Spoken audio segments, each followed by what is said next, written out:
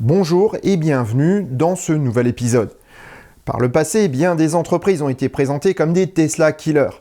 Pourtant, les années ont passé et on ne voit toujours rien venir. La plupart des constructeurs traditionnels tentent bien de contrer la vague qui arrive, mais sans en avoir une réelle envie, ni les possibilités tant elles sont engoncées dans leurs choix passés. Aujourd'hui, malgré l'arrivée de nouveaux acteurs comme Lucid ou Rivian, le revirement salutaire de certains constructeurs comme Ford ou Volkswagen, c'est bien d'un autre coin du globe que pourrait bien venir la vague qui risque de tout balayer sur son passage. Ceux qui suivent mes émissions l'ont deviné, je parle bien de la Chine.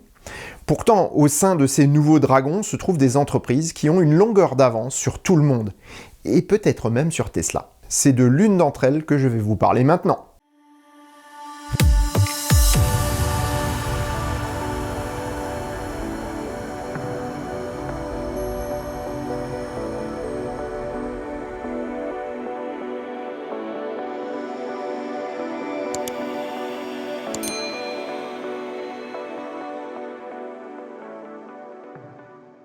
Dans le monde de la voiture électrique, beaucoup s'enthousiasment pour la future compacte à bas prix de Tesla.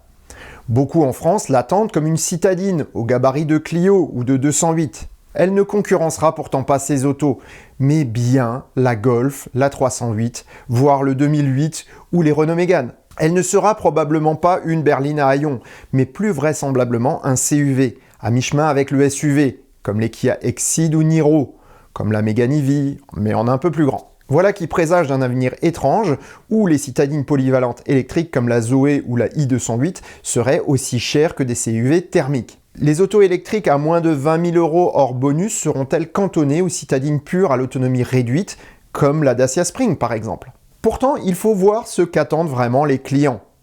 Quelle auto serait, en étant réaliste, la panacée pour le marché des citadines polyvalentes? Le segment B comme disent les professionnels. Les études récentes montrent qu'elle devrait avoir environ 4 mètres de long pour 1,75 m de large. Elle devrait être assez haute pour offrir assez d'espace et disposer d'une autonomie d'au moins 300 km. Pour le prix, elle devrait idéalement se maintenir sous la barre des 20 000 € avant bonus et dans une plus large mesure atteindre un prix de vente proche des 15 000 € après bonus. Si on décrypte ces informations, cette voiture idéale s'approche du format et des prestations d'une BMW i3, mais au tiers de son prix. Mais cette voiture n'existe pas, c'est impossible d'en faire une pareille. Tiens, t'es là, toi? Bon, ok, on n'a pas encore une telle voiture en Europe, mais je te propose d'en découvrir une qui pourrait bien arriver en France plus vite que tu ne le penses. Ça te branche? Bon, ok, voyons ça alors. Tu vas encore nous sortir une obscure start-up de ta manche qui n'a même pas encore produit une seule auto. Si je te dis que tu as déjà probablement utilisé un des produits de cette marque. Et sûrement pas qu'une fois. Tu crois? Non, j'en suis certain. L'entreprise dont je vais te parler n'est pas un constructeur automobile. Enfin, pas à ses débuts. Elle commence en 1995 avec la fabrication de batteries cadmium-nickel. Elle détient 65% des parts de marché de ce produit et 30% pour les batteries lithium-ion. Elle a fourni des entreprises comme Nokia, Motorola ou Samsung. Ah ok, je comprends mieux maintenant. Et pour les voitures, elle fait aussi des batteries? Elle fait mieux. Elle produit des voitures. En 2003, elle rachète l'un des acteurs du marché chinois et se lance dans la production automobile. Développant les voitures particulières, mais aussi les bus et les poids lourds, il ne lui faut que 10 ans pour devenir l'un des plus grands fabricants de voitures électriques au monde. En 2018, elle se permet même de livrer plus de voitures que Tesla et continue à se développer. Eh ben c'est vachement impressionnant, hein? Et elle s'appelle comment cette entreprise? Elle s'appelle Build Your Dream, ou plus simplement BYD. Ah ouais, je crois que t'en avais déjà parlé une fois sur une batterie révolutionnaire qui intéresserait Tesla. En effet, des rumeurs ont circulé sur l'intégration de leur nouvelle batterie Blade dans la compacte Tesla. Pour le moment, ces rumeurs ne sont pas vérifiées. En revanche, BYD continue de travailler et a récemment présenté une nouvelle plateforme basée sur cette batterie et qui pourrait bien arriver rapidement en Europe. Ouais, mais bon, c'est bien beau tout ça. Mais acheter une voiture à bas prix produite en Chine par des employés exploités et dans des conditions environnementales discutables, ça va pas le faire en Europe. Tout à fait, et BYD le sait bien. L'entreprise a été sous le feu des critiques à juste titre, mais les choses changent. Les droits des travailleurs en Chine évoluent doucement, mais les pressions internationales sont fortes. La pression des clients y est aussi pour beaucoup, et depuis plusieurs années maintenant, BYD a décidé de délocaliser une partie de sa production. Ainsi, les bus sont aussi assemblés en Égypte, en Hongrie ou même en France. L'usine BYD à Beauvais va par contre fermer en raison du fort protectionnisme hexagonal privilégiant des entreprises françaises proches du pouvoir, comme Bolloré. Pourtant, la technologie de BYD est éprouvée, pratique et durable. Très tôt, le Chinois a parié sur une chimie excluant le cobalt et le nickel. Il a préféré s'orienter vers les batteries LFP. Et ça aussi, t'en as parlé. Décidément, tu peux pas t'empêcher de faire ta pub.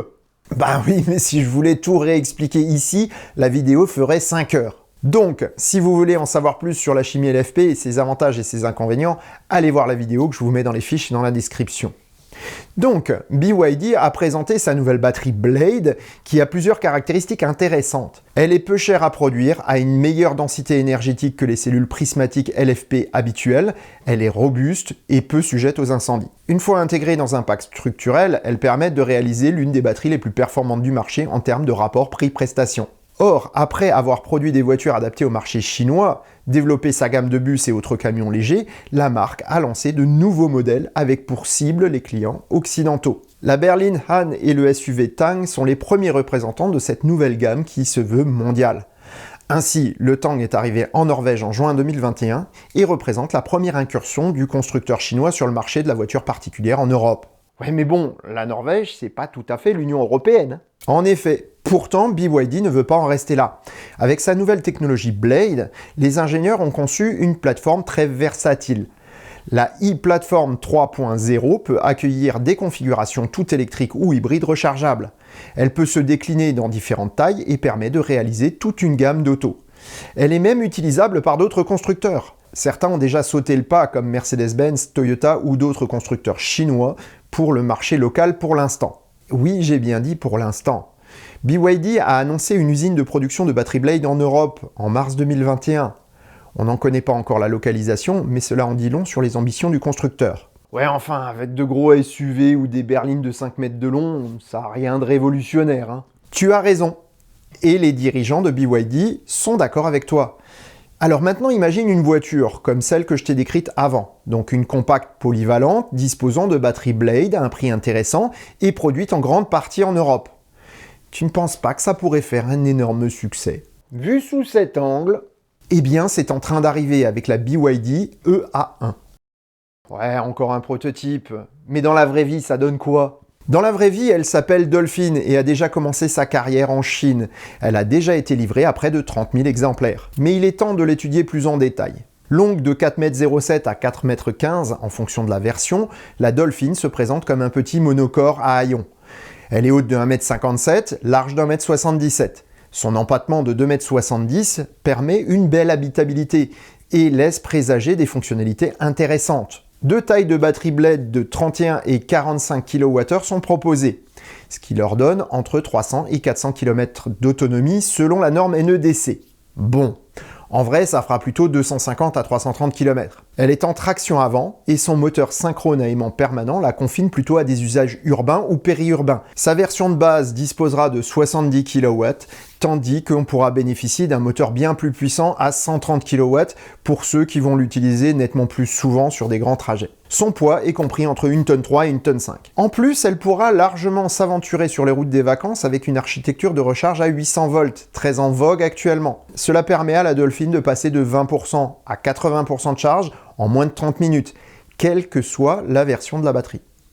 Son habitacle est dans la norme des nouvelles smart cars du moment et dispose de 2 écrans. Elle a toutes les fonctionnalités de base qu'on peut attendre d'une telle auto et profite de la connectivité de l'application BYD. Enfin bref, c'est une Zoé ou une i208 moderne quoi. Et sûrement dans les mêmes prix. C'est pas tout à fait ça. Ce qui est intéressant, c'est qu'en Chine, elle est vendue à partir de l'équivalent de 14 800 € pour culminer à 17 100 € pour la version la plus puissante avec la grosse batterie. Si on compte les taxes et le transport, cela la placerait en France à moins de 19 500 € pour la version de base et moins de 22 500 € pour la plus étoffée. Avec le bonus actuel, sans même compter avec une prime à la casse, cela donne un prix de 13 500 à 16 500 €. Waouh, on est dans des prix proches de la Spring avec une auto sacrément plus grande. En tirant des plans sur la comète, si BYD ouvre une usine en Europe et assemble ses Dolphins sur place, elle pourrait devenir un énorme succès commercial et un best-seller qui balayerait toutes les productions actuelles européennes. Et pour Tesla, ça pourrait pas être un concurrent majeur? Oui et non, parce que toute personne qui cherche une auto polyvalente et performante sans avoir le budget pour acheter même la compacte Tesla, qui sera au moins à 25 000 $ hors taxe, soit probablement dans les 27 à 30 000 € avant bonus, eh bien, ces personnes-là pourraient bien se tourner vers la Dolphin. Par contre, vu que Tesla ne souhaite pas entrer dans le marché du segment B actuellement, ils n'en prendront pas ombrage. Je me fais beaucoup plus de soucis pour les Zoé, 208 et autres futures Renault. Elles sont totalement dans la ligne de mire de cette Dolphin qui est bigrement intéressante.